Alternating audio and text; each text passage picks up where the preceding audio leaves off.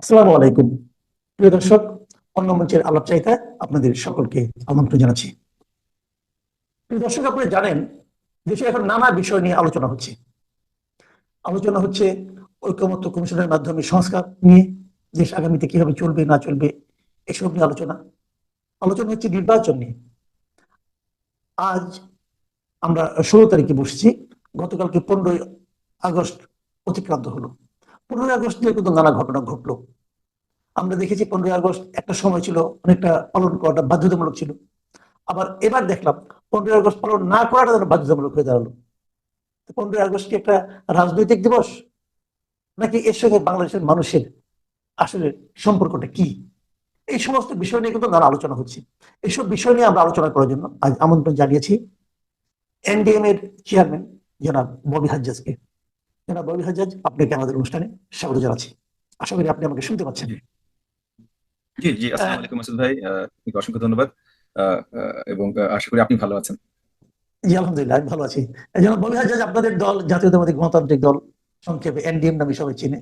আহ, এই দল আমাদের দেশের অনেকেই হয়তো ততটা পরিচিত না দলের সঙ্গে। তারপরে এই দলের চেয়ারম্যান হিসাবে আপনি খুবই একটা পরিচিত মুখ। বিভিন্ন মিডিয়াতে আপনাকে দেখা যায়।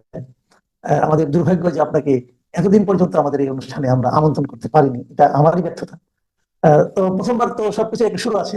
আপনি এলেন, আশা করি আগামীতে আপনাকে পাবো আমরা। আপনাকে প্রথমে আমি যে জিনিসটা বলতে চাচ্ছি সেটা হলো, আপনাদের এই দলটা তো প্রায় 7-8 বছর হয়ে গেছে। 8 বছর আট বোধ আট হয়ে বছর গেল। জি। 8 বছর জি। হয়ে গেল। তো এটা একেবারে নতুন দল তা তো বলা যাবে না। তো এই না। 8 বছরে আপনারা যা ভেবেছিলেন ততটুকু অগ্রসর হতে পেরেছেন, অথবা জনগণ কি আপনাদেরকে সেভাবে গ্রহণ করছে? আপনাদের কি মূল্যায়ন? থ্যাংক ইউ সো মাচ, আপনাকে অসংখ্য ধন্যবাদ মাসুদ ভাই। আসলে যেমন মনে করেন, আমার নিজের রাজনৈতিক পথযাত্রা অ্যাবাউট 15 ইয়ার্স, 15 বছর মতো ওর অন্য দলের সাথে ফার্স্টে ছিল। তারপর এসে 2017 সালে অফিসিয়ালি জাতীয়তাবাদী গণতান্ত্রিক আন্দোলন মানে এনডিএম আমরা লঞ্চ করি 2017 সালে। 2017 সালে যেই স্পিরিটে আমরা লঞ্চ করি, এরপর অবভিয়াসলি গত মানে প্রথম 7 বছর 17 থেকে আপনার 2024 সাল পর্যন্ত, যেহেতু আপনি নামেই বুঝতে পারেন জাতীয়তাবাদী গণতান্ত্রিক আন্দোলন, সো আমরা অনেক প্রতিকূলতার ফেস করতে হয়েছে, আমাদের সম্মুখীন হতে হয়েছে। এবং আমরা এই প্রতিকূলতার ভেতরেও আমরা বিশ্বাস করি যে আমরা বেশ ভালো সাড়া পেয়েছি দেশের জনগণের কাছে। অনেক বড় দল হয়ে নিজেদেরকে গড়ে তুলতে সক্ষম হয়নি ওই সময়টাতে, কারণ এগেন প্রতিকূলতা অনেক বেশি ছিল। কিন্তু মনে করেন বেশিরভাগ জেলায় এবং বেশিরভাগ জেলার মনে করেন দুটো তিনটা চারটা করে উপজেলায় আমাদের কমিটির প্লেস করতে আমরা সক্ষম হয়েছি। তো সেই হিসেবে আমরা মনে করি, এবং যেহেতু পুরো সময়টাতে আমরা ওই আওয়ামী ফ্যাসিবাদের বিরুদ্ধে সোচ্চার ছিলাম, সো ওই জায়গাটা থেকে যেই স্পেসটা পলিটিক্যাল ছোট্ট স্পেস, কিন্তু যে স্পেসটা ছিল যেটা ওই মনে করেন ওই আওয়ামী নিপীড়নের বিরুদ্ধে যারা দাঁড়িয়েছিল তাদের সাথে আমাদের ওই সম্পৃক্ততা অনেক শক্তভাবে হয়েছে। সেই হিসেবে আমরা মনে করি যে কিছু দূর আমরা যেভাবে যতখানি আশা করা যেত ওই সময়টাতে, ততখানি আমরা রেসপন্স পেয়েছি এবং ততখানি আমরা দল সম্প্রসারণ করতে সক্ষম হয়েছি। এরপর গত বছর পতনের পর তো আমরা এই অন্তর্বর্তীকালীন সরকার কিছু অনেক কিছু দেখলাম। এর ভেতর এই একটা বছর হয়তো যতটা আশাবাদী হতে পারতাম সম্প্রসারণ নিয়ে, যে মানে এই একটা বছর এখন উন্মুক্ত হয়ে গেছে, আমরা জনগণের কাছে আরো আরো আরো কি বলবো, আরো স্বতঃস্ফূর্ত ভাবে পৌঁছতে পারা উচিত ছিল। কিন্তু ওখানেও বৃদ্ধি হয়েছে অনেক, বাট যতটা বৃদ্ধি কামনা করেছিলাম হয়তো তার থেকে একটু কম হয়েছে। সেটা আগামীতে আমাদের ভুল ত্রুটিগুলো কি ছিল না ছিল সেগুলো আমরা মেপে ইনশাল্লাহ আরো বেড়ে যাবো। বাট আমার মনে হয় যে আমরা গিভেন দ্য সার্কামস্ট্যান্সেস যত কিছু আমরা পার হয়ে এসেছি, সেসব কিছুর মধ্যে দিয়ে যতখানি দল সম্প্রসারণ জনগণের কাছে যাওয়া সম্ভব ছিল, তার অনেকটা আমরা করতে সম্ভব হয়েছি, সক্ষম হয়েছি। এবং আগামীতে আরো ভালোভাবে জনগণের কাছে পৌঁছানোর প্রচেষ্টা নিশ্চয়ই আমাদের থাকবে। জি। গত এখন তো 1 বছর হয়ে গেল নতুন একটা সরকারের, এবং আওয়ামী লীগের এবং শেখ হাসিনা সরকারের পতনের পর। তো আমি যতটুকু জানি যে আপনারা সেই আওয়ামী লীগ মানে হাসিনা সরকার বিরোধী যে আন্দোলনটা ছিল, সেই আন্দোলনে আপনাদের একটা পজিটিভ ভূমিকা ছিল, যেভাবে হোক আপনাদের যতটুকু সামর্থ্য আছে তার মধ্যে ছিল। তো যেহেতু নতুন একটা সরকার আসলো, আপনাদের কিছু প্রত্যাশা ছিল নতুন সরকারকে কেন্দ্র করে। 1 বছরের মাথায় এসে যখন মূল্যায়ন করেন, আপনারা কি দেখেন? যেখানে যাওয়া উচিত ছিল, যেখানে যেতে চেয়েছিলেন, যেখানে যাবে বলে ভেবেছিলেন, তার কতটুকু অর্জিত হলো বলে আপনার মনে হয়? ফার্স্ট একটা জিনিস বলি মাসুদ ভাই, ওই মানে গত 8 বছর আমাদের পথযাত্রায় আহ শেখ হাসিনা সরকারের বা আওয়ামী সরকারের যতগুলো অন্যায় যা কিছু হয়েছিল সবকিছুর বিরুদ্ধে আমরা শক্তভাবে প্রতিবাদ জানিয়েছি। ঢাকায়, ঢাকার বাইরে এবং অনেক জায়গায় হয়েছে। আমরা প্রতিবাদ জানানো শুরু করেছি এবং তারপর আমাদের সাথে বাকি সব দলরা এসছেন। অবভিয়াসলি আমরা সাইজ বা পরিধিতে ছোট দল বলে আমাদের আওয়াজটা গণমাধ্যমে বড়ভাবে ফুটে ওঠেনি। তবে প্রথম আওয়াজটা হয়তো আমাদের থেকে এসেছিল। এরকম অনেকবার হয়েছে গত 8 বছরে, বা ওই আওয়ামী 8 বছরে আর কি। আর অবভিয়াসলি সেই হিসেবে জুলাই আন্দোলনে আমরা সরব ছিলাম, একদম রাজপথে সম্মুখ ভাগে ছিলাম। এবং তার জন্য এই অন্তর্বর্তীকালীন সরকার যখন গঠিত হয় তখন আমাদেরও অনেক অনেক আশা, আমরাও অনেক আশাবাদী ছিলাম যে অন্তর্বর্তীকালীন সরকার থেকে আমরা অনেক কিছু পেতে পারি। এবং অন্তর্বর্তীকালীন সরকারের সাথে প্রথম যেবার আমরা বসলাম, আই থিঙ্ক অগস্টের 8 তারিখে সরকার শপথ নিল, তখন তো আমরা সবাই শপথ গ্রহণের জায়গায় ছিলাম, আমরা সবাই তখনও সবার সাথে আলোচনা হয়েছে, ইনক্লুডিং মাননীয় প্রধান উপদেষ্টা ডক্টর মোহাম্মদ ইউনূসের সাথে ছোট একটু কথা হয়েছে। কিন্তু আই থিঙ্ক 10-12 তারিখের দিকে প্রথম আমাদেরকে ইনভিটেশন জানালো মাননীয় প্রধান উপদেষ্টা আলোচনার জন্য। তো 10-12 তারিখে যখন জানালো, তখন আমাদের মনে হয়েছিল যে আমরা হয়তো ভালো কিছু আলোচনা করার সুযোগ পাবো, আমরা একটু ব্যাক এন্ড ফোর্থ, মানে অ্যাকচুয়ালি একটু আলোচনা হবে আর কি। দুঃখজনক বাট যেটা দেখলাম যে আলোচনা খুব বেশি হয়নি, ওনারা জাস্ট একটা ইস্যু নিয়ে কথা বলতে চাচ্ছিলেন, এবং আমাদের দলে বেশ কয়েকটা দলকে আলাদা আলাদা করে রেখেছিলেন, সবার সাথে আলাদা আলাদা করে বসেছিলেন, বাট বা হয়তো কয়েকজনের সাথে একসাথে বসেছিলেন, আমাদের সাথে আলাদা বসেছিলেন, বিএনপির সাথে আলাদা বসেছিলেন, জামাতের সাথে আলাদা বসেছিলেন। এবং আলোচনাটা বেসিক ছিল যে 15 তারিখ সম্বন্ধে কি করবে, এবং 15 তারিখ সম্বন্ধে কি করবে তাও মানে অলমোস্ট আলোচনাটা ছিল যে 15 তারিখটা একটু ডিফিকাল্ট একটা সময়, সো এটা আসলে এই সেলিব্রেশন বা কিছু এগুলো আপনার এক্সাম্পট করা, মানে এগুলো বাদ দেওয়া উচিত কিনা। এবং এটাও আসলে ওনারা বড় কোনো কথা শুনতে চাননি, ওনারা বেসিক্যালি শুনতে চেয়েছেন যে বাদ দেওয়া উচিত, জাস্ট হ্যাঁ বলেন আপনারা। সো আলটিমেটলি সবগুলো দল হ্যাঁ বলে বেরিয়ে চলে এসেছে। এখন আমি কিছু দূর মানছি, প্রত্যেকটা দল আমরা কিন্তু হ্যাঁই বলার জন্য গেছিলাম, মানে যদি আমাদের ওইভাবে জিজ্ঞেস করা হতো, কিন্তু হ্যাঁ সাথে আরো কিছু আলোচনা ছিল আর কি, যে মাত্র একটা ফ্যাসিবাদ বিরোধী আন্দোলনে আমরা যে হাসিনা সরকারের পতন করলাম, সেই হাসিনা সরকারকে কোনো রাউন্ড অ্যাবাউট ওয়েতেও সেলিব্রেট করার কোনো পদ্ধতি আমরা দিতে চাই না। সো মানে কিছু কিছু এক্সপ্লেনেশন, কিছু আন্ডারস্ট্যান্ডিং কিছু ছিল, যে কোনটা পার্মানেন্ট হবে, কোনটা টেম্পোরারি হবে, কোনটা আজকের জন্য হবে, কোনটা আগামী বছরগুলোর জন্য হবে, এগুলোর কিছু আলোচনা ছিল। তো সেই আলোচনাগুলো তখন হয়নি। এটা জাস্ট আমি সিম্পটোম্যাটিক বলছি, এটা আপনার প্রশ্ন ছিল না আমি জানি, মাসুদ ভাই, আমি জি সিম্পটোম্যাটিক জি বলছি ঠিক আছে, যে সরকারের সাথে যে আলোচনার যে আমাদের আশাটা ছিল, সেটা এই প্রথম আলোচনা থেকেই পরিষ্কার হয়ে গেছে এটা হবে না। এবং এরপর থেকে অনেকবার আমাদের বসার সৌভাগ্য হয়েছে, মানে দাওয়াত জানিয়েছে অনেকবার, সো ওখানে আমি তাদের ত্রুটি দিব না, কারণ দাওয়াত দিয়েছে অনেকবার, কিন্তু একবার আসলে আলোচনা হয় নাই। প্রত্যেকবার বসেছি, দুটো কথা শুনেছি, একটা ছোট্ট কথা বলার সুযোগ দেওয়া হয়েছে, তারপর মানে তখনও আমার সাথে আলাদাভাবে আলোচনায় কিছু দূর মাননীয় প্রধান উপদেষ্টা হয়েছে, উনি আমাকে অনেক আগে থেকে চেনেন, স্নেহ করেন, সেই হিসাবে হয়েছে। মানে দলগত যে আলোচনা, মানে সরকারের সাথে রাজনৈতিক দলের যে আলোচনা, সেই আলোচনা শুধু আমার দলের সাথে না, কোনো দলের সাথে, মানে বিএনপি, জামাত, এনসিপি, এই তিনটার মিটিং যেহেতু আমি জানি না, এই তিনটা মিটিং হয়তো অনেক আলাপ হয়, বাকি কোনো দলের সাথে কোনো আলোচনা আসলে হয় না। ওখানে একটা আশাবাদ ব্যক্ত হয়, মানে আমরা আমাদের যে আশাবাদী ছিলাম সেটা আমরা সেই আশাটা পূরণ হয়নি। এরপর থেকে যদি আসি, যে সরকারের কাছ থেকে প্রথম আমাদের চাওয়া ছিল একটা প্রপার রোড ম্যাপ, কি করবেন না করবেন, সেটা ওনারা দিতে ব্যর্থ হয়েছেন। এবং আমরা দেখেছি যে ওই যে দায়িত্বটা তাদের ছিল, যে মানে জনগণের জন্য কাজ করা, যদি সেটা রিফর্মও হয়, এবং নির্বাচন, এই জিনিসগুলো নিয়ে তারা কোন জিনিসে রিফর্মে গেছে সেগুলোরও ক্লারিফিকেশন ছিল না। কাদেরকে দাওয়াত দিয়েছেন রিফর্ম করবার জন্য, সেখানেও কিছু বিশাল ঘাটতি ছিল। যেমন মানে আমি আপনাকেও শুনেছি অনেকবার বলতে, যে আমাদের দেশে কি বিশেষজ্ঞর কমতি ছিল, যে সবাইকে বিদেশ থেকে আনতে হলো, কারণ বিদেশ থেকে আনলে তারা অনেক বড় বিশেষজ্ঞ হতে পারে, বাট দেশের কারেন্ট প্রেক্ষাপট সম্বন্ধে তারা কম জানেন। এটা সিম্পল কথা, এটা বাস্তবতা। মানে আমি জীবনে 8-10 বছর কনসাল্টিং এ কাজ করেছি, তো কনসাল্টিং এ কাজ করার প্রথম জিনিস হলো অন্য মানুষকে বুদ্ধি দেওয়া, মানে আমি কমার্শিয়াল কনসাল্টিং আর কি। তো তখন প্রথম কাজটা ছিল 2-3 মাস শুধু ওই কোম্পানির অফিসে যায় বসে ওরা কি করে এটা শিখো, ওদেরকে বুদ্ধি দেওয়ার আগে 2-3 মাস ওদের সাথে সময় কাটাতে হবে, মানে এটা সিস্টেমই ছিল যে ওদের সাথে সময় কাটাবে 2-3 মাস, বুঝবে আগে, তারপর 2-3 মাস তুমি বুদ্ধি দেবে, এটা মানে সো এখন মানে কিন্তু এই সরকার ওটা শেখার সময় তো আমাদের নাই, আমরা তো ক্রাইসিস মোমেন্টে সরকারকে এনেছি। সো এরকম অনেক জায়গায়, মানে আসলে বলা শুরু করলে হয়তো অনেক বেশি লম্বা হয়ে যাবে মাসুদ ভাই, তার জন্য অল্প করে কথা বললাম যে জায়গায় আর কি আশাহত হয়েছি। না, তার মানে আপনি বলতে চাচ্ছেন এই সরকারটা নিয়ে আপনাদের যে প্রত্যাশাটা ছিল, যে এই সরকারটা সবার সরকার হয়ে উঠবে, সকল মানুষের সরকার, সেটা আপনার শুরু থেকে আপনারা হতাশ হয়েছেন, সেটা হয়ে উঠতে পারেনি। আপনি আরেকটা কথা বললেন যে শুরুর প্রথম মিটিংটাতে তাদের মূল আলোচনাটা ছিল যে 15 আগস্টে তারা কি করবে, 15 আগস্টকে কিভাবে পালন করবে অথবা কিভাবে পালন হতে দেবে।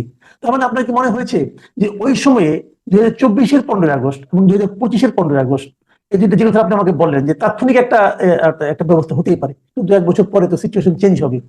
এখন আপনার যা দেখছেন, এবারে 15 আগস্টে যা দেখছেন, আপনার কি মনে হয় যে সরকার একটা জুজুর ভয়ে আক্রান্ত? আমি আসলে জানি না, বুঝছেন মাসুদ ভাই, আমি আপনাকে সত্যি একটা কথা বলি, আমি আবার 24-এ ফেরত যাই, মানে যেহেতু 15 আগস্টের কথা আসলো, তো আমি আবার 24-এ ফেরত যাই। আমি একবার সুযোগে বলেছিলাম, মাননীয় প্রধান উপদেষ্টার সামনেই বলেছিলাম, কারণ তখন একটা আলোচনা চলছিল যে গণভবনকে আপনার জুলাই মিউজিয়াম বানানো হবে।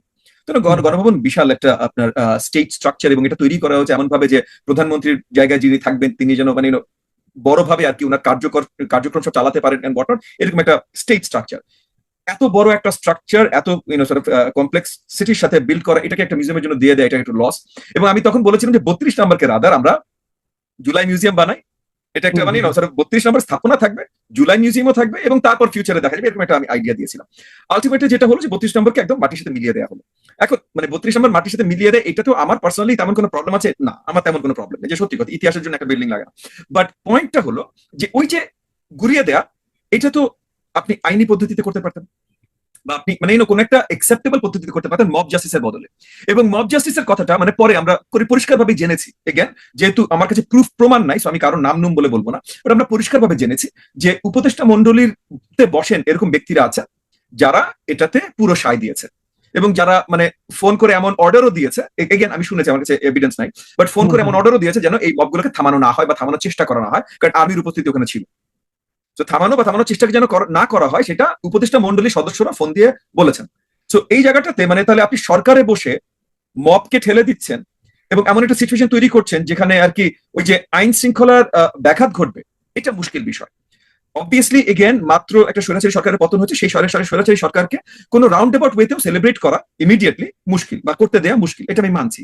কিন্তু আবার ইতিহাসকেও, যেমন মনে করেন এই যে জুলাই ডিক্লারেশন, জুলাই যেটা ঘোষণাপত্রটা আর কি, যেটা ছাড়া হলো 5 আগস্টে, তো সেই ঘোষণাপত্রেও অনেক কিছু, অনেকগুলো আর্টিকেলস আছে, অনেকগুলো ক্লজ আছে, যেগুলো আমার কাছে মনে হচ্ছে যে এটাও এখানে ইতিহাস বিকৃত হয়েছে। মানে অনেক কিছু নাই, ওই মানে ওই যে ওটা নাই সেটা ইতিহাস বিকৃতি, আবার অনেক কিছু এমন ভাবে আছে যেটা আমার কাছে মনে হচ্ছে ইতিহাস বিকৃতি। তো এইটা আমাদের আসলে মানে এইটা আশা ছিল না এই অন্তর্বর্তীকালীন সরকার থেকে। রাজনৈতিক সরকার এসে অনেক ভুল ত্রুটি করে, কারণ তাদের রাজনৈতিক কিছু চাওয়া পাওয়া থাকে, অন্তর্বর্তীকালীন সরকারের চাওয়া পাওয়া থাকা উচিত ছিল না। সেই জায়গা থেকে এই মুশকিল জিনিসগুলো তৈরি হয়েছে। আর আপনি যদি এই যে গতকালের কথা বলেন, গত পরশু রাত বা গতকালের কথা বলেন, তাহলে এই জায়গা থেকেও কিছু প্রশ্ন আছে যে দেখেন বাংলাদেশের জনগণ যেটা যেভাবে সেলিব্রেট করতে চায়, আপনি যদি আপনি বাংলাদেশের নাগরিক হন, আপনার সবচেয়ে বড় হিরো যদি হয় সরওয়ার্দী সাহেব, আপনি সরওয়ার্দী সাহেবকে সেলিব্রেট করবেন, দেশের ইতিহাস সেলিব্রেট করবেন, আপনি সরওয়ার্দী সাহেবকে সেলিব্রেট করবেন। আপনি তো স্বাধীন বাংলাদেশের নাগরিক, আপনার পুরো অধিকার আছে। তো আপনি যদি ফজলুল হক সাহেবকে সেলিব্রেট করতে চান, আপনি যদি মৌলানা ভাসানীকে সেলিব্রেট করতে চান, তো আপনি যদি শেখ মুজিবকে সেলিব্রেট করতে চান, আপনি করবেন ভাই, আমি আপনার মতো করে করবো না। গত 15 বছর শেখ হাসিনার আমলে যখন জোরপূর্বক ছিল দুঃখ প্রকাশ করা বা সেলিব্রেট করা, তখন আমি সেলিব্রেটও করি নাই, ওইভাবে দুঃখ প্রকাশও করিনি, আমি এখন আমার মতো করে করবো। কিন্তু আপনি যদি চান তাহলে আপনাকে আমি বাধা দেবো, কারণ গত 15 বছর যে জিনিসটা হয়েছে, মনে করেন যারা জিয়াউর রহমানকে সেলিব্রেট করতে চেয়েছে তাদেরকে বাধা দেওয়া হয়েছে না। আমার মনে আছে আমি 2-3 বছর আগে আমার দলের পক্ষ থেকে হিরোজ অফ 71 মানে 71-এর যারা নায়ক এবং মহানায়ক, সো মনে করেন আপনার ভাসানী, মানে সরি অবভিয়াসলি মানে ভাসানী সাহেব তো ছিলেন, শেখ মুজিব ছিলেন, আমাদের ওসমানী সাহেব ছিলেন, সকল সেক্টর কমান্ডাররা ছিলেন, তারপর আপনার মানে জিয়াউর রহমান সাহেব, সবার ছবি দিয়ে আমার দল থেকে একটা পোস্টার, এগেন এটা ওই 71 to 50 ইয়ার্স, এটা হলো 2021 সালে, রাইট, 2021 সালে স্বাধীনতার 50 বছর পূর্তিতে আমরা পুরো ঢাকা শহর পোস্টারিং করেছিলাম। এই পোস্টারিং করবার জন্য, এবং জিয়াউর রহমান সাহেবের ছবি সবচেয়ে বড় করেছিল এটাও না, সবচেয়ে বড় করে হয়তো ওসমানী সাহেব, শেখ মুজিব সাহেব এদের ছবি ছিল, হ্যাঁ, কমান্ডার ইন চিফ, তাজউদ্দিন সাহেবের ছবি ছিল, অনেকগুলো ছবি দিয়ে ইনক্লুডিং জিয়াউর রহমান সাহেব। কিন্তু জিয়াউর রহমানের সাহেবের ছবি কেন আছে? এইটার জন্য মানে আমার লোকজনকে থানায় ধরে নিয়ে গেছে, আমাকে ওই যে স্পেশাল অফিস গুলো, 12 তলার কথা বলি আমরা, ওখান থেকে কল এসছে, ওখান থেকে দাওয়াত এসছে, পোস্টারিং অনেক দূর বন্ধ করে দিতে হয়েছে। সো মনে করেন আমরা হয়তো মানে 50,000 পোস্টার ছাপিয়েছিলাম, আলটিমেটলি হয়তো 5-7 হাজার লাগাতে পেরেছি, তারপর লাগাতেই দেয়নি, এসব পচে গেছে, নষ্ট হয়েছে, মানে লাগাতেই দেয়নি। দেখেন এটা কিন্তু স্বাধীনতার 50 বছর পূর্তিতে সব নায়কদের ছবি দিয়ে 20টা অ্যাটলিস্ট ছবি ছিল, অ্যাটলিস্ট 20টা ছবি ছিল, আমি বলছি সব সেক্টর কমান্ডার, তারপর যে তাজউদ্দিন সাহেবের সরকারের 2-4 জনের, শেখ মুজিবের, আপনার ওসমানী সাহেবের, ভাসানী সাহেবের, 20 অ্যাটলিস্ট মিনিমাম 20টা ছবি ছিল, বাট কোথাও একটা জিয়াউর রহমান সাহেবের ছবি ছিল। এখন আপনি জিয়াউর রহমান সাহেবকে ডিনাই করে তো ভাই স্বাধীনতার ইতিহাস লিখতে পারবেন না, এটা সম্ভব না। আচ্ছা, তো তাইলে 15 বছর জিয়াউর, এই যে আমার এক্সাম্পল দিয়ে বলছি, মানে জিয়াউর রহমানের ছোট্ট একটা ছবি থাকার জন্য পুরো আমাকে ডেকে নিয়ে গেছে, আমার লোকজন ক্যারেজ করেছে, পোস্টার লাগানো বন্ধ করিয়ে দিয়েছে। সো জিয়াউর রহমানকে সেলিব্রেট করতে দেয় নাই। তাহলে এখন আপনি যদি উল্টা করে, তাও একটা পলিটিক্যাল সরকার করতে, আমি পলিটিক্যাল সরকারকে বকা দিতাম, গালি দিতাম, এটা ভাই অন্তর্বর্তীকালীন সরকার, এটা নিউট্রাল সরকার হওয়ার কথা, এখানে কিভাবে এইসব খেলা চলে, এগুলো খুব মুশকিল ভাই। তার মানে কোনো চেঞ্জ আপনি দেখছেন না? মানে আগেও যেরকম আমি যে কথাটা বারবার বলছিলাম, আমি বারবার এটা আপনার সঙ্গে বলেছি বোধহয় সম্ভবত, যে আমি সবসময় বলি একটা দেশকে অগ্রসর করতে গেলে না একটা ঐক্যবদ্ধ জাতি লাগে। প্রত্যেকটা দল আলাদা আলাদা দল থাকবে, দলের নিজস্ব একটা আদর্শ থাকবে, কিন্তু একটা দল আরেকটা দলকে নিশ্চিহ্ন অথবা নিঃশেষ করে দেওয়া রাজনীতিটা করবে না, এটাই তো হওয়া উচিত। আমরা কিন্তু দেখেছি যে আওয়ামী লীগের 15 বছরে জাতিকে বিভক্ত করার একটা প্রচেষ্টা, স্বাধীনতার পক্ষ, স্বাধীনতার চেতনা, এই সমস্ত কথা বলে জাতিকে বিভক্ত করা, এবং বিএনপিকে, এমনকি জিয়াউর রহমানকে বলা হয়েছে পাকিস্তানের চর, এগুলি কিন্তু বলা হয়েছে, এবং বিএনপিকে শেখ হাসিনা অনেক জায়গায় আইএসআই এজেন্ট বলে আখ্যায়িত করেছেন, এর থেকে দুঃখজনক আর কিছু হতে পারে। এগুলো বলে মানে জাতিকে বিভক্ত করা, জামাত ইসলামকে আমি কিন্তু তখনও বলেছি, আপনার মনে আছে কিনা, যে আপনি এই যে বিএনপি যারা সমর্থক, জামাতের যারা সমর্থক, তারা তো দেশের নাগরিক, তাদের একটা মতামত থাকতে পারে না, ওই মতামতটা আপনার পছন্দ না হতে পারে, আমার পছন্দ নাও হতে পারে। তো আমরা ওই সময় কিন্তু যখন ডক্টর ইউনূস দায়িত্ব নিলেন, আমরা কিন্তু ভেবেছিলাম, একটা প্রত্যাশা আমার মনে ছিল অন্তত পক্ষে, যে উনি বোধহয় জাতিকে ঐক্যবদ্ধ করবেন। কিন্তু আমার কাছে কেন যেন আমি খুব আতঙ্কিত বোধ করছি, যে কেন যেন ঠিকঠাক উল্টাটা দেখছি, উনিও সেই একই ধারায় মানে যেন নিজেকে গা ভাসিয়ে দিচ্ছেন। আপনার কি তাই মনে হয়? দেখেন, আমি ডক্টর মোহাম্মদ ইউনূস মানে মাননীয় প্রধান উপদেষ্টাকে ধরে কথাটা বলবো না, আমি সরকারকে ধরে কথাটা বলি। কারণ উনি জি। কতখানি এই সরকারের কন্ট্রোলে আছে, যদি এখানে আপনি বলতেই পারেন যে প্রধান তার দায়িত্ব কন্ট্রোল করতে না পারলে এটা তার দোষ, এগুলো সব আমি মানছি। বাট আমি জাস্ট বলছি, আমি সরকার হিসেবে বলি, সরকারের ভেতরে অনেক ধরনের ফোর্সেস এর খেলা অত্যন্ত দুঃখজনক হলো, সত্যি আমরা দেখছি। যেটা বললাম যে গত বছর 32 নম্বর ভেঙে দেওয়ার সময় সরকারের উপদেষ্টারা ফোন দিয়ে এইসব কথা বলেছে। আজকে আমরা দেখেছি, যেমন মনে করেন কিছুদিন আগে একজন এক্স সচিব মহোদয়, উনি মানে বিএনপি করেন বা সচিব, একটা ওই এক্স সচিবদের একটা ডিসকাশনে বললেন যে অনেকের বিরুদ্ধে তার স্পেসিফিক এভিডেন্স আছে। আমার যেমন কারো বিরুদ্ধে স্পেসিফিক এভিডেন্স নাই, তবে আমি এটা অনেক জায়গায় বলেছি যে আমি বেশিরভাগ না মানে মোটামুটি সব, আমরা ব্যবসায়িক পরিবারে বড় হয়েছি, তো মানে বন্ধু বান্ধব সবাই মোটামুটি ব্যবসায়ী। আমি একমাত্র আমার পুরো পরিবারের মধ্যে বা ছোটবেলায় বন্ধু বান্ধবের মধ্যে আমি একমাত্র রাজনীতিবিদ বা রাজনীতির সাথে সংযুক্ত, সবাই ব্যবসায়ী। তো এমন কোনো ব্যবসায়ী নাই, মানে এমন কোনো বন্ধু আমার নাই যার কাছ থেকে আমি শুনি না। আর আমাকে একটু বেশি বলে, কারণ আমি রাজনীতির সাথে আছি। এমন কেউ আমাকে নাই যে আমাকে বলে নাই যে তার কাছ থেকে চাঁদা নেওয়া হয়েছে।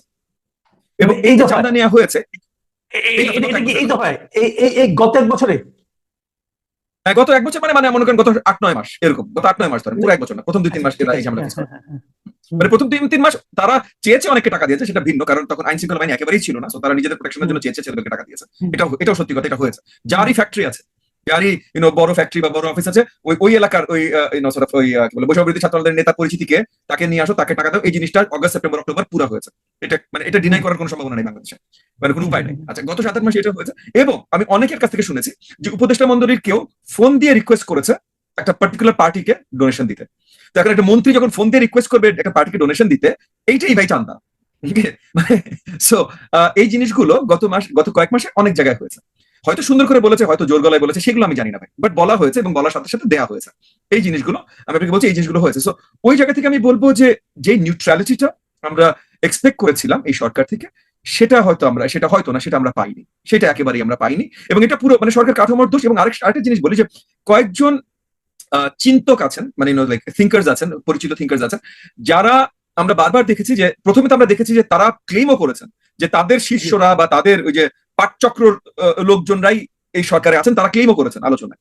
এবং এরপর আমরা দেখেছি গত 12 মাস ধরে যে তারা একটা ডিসকাশনে বা একটা মিটিং মানে একটা প্রোগ্রামে একটা কথা বলেন বা প্রেসের কাছে একটা কথা বলেন, এর সাথে সাথে উপদেষ্টা মন্ডলীর কয়েকজন সেম কথাটা বলা শুরু করে। আবার তরুণদের একটা রাজনৈতিক দল আছে, তারা সিমিলার কথা বলা শুরু করে।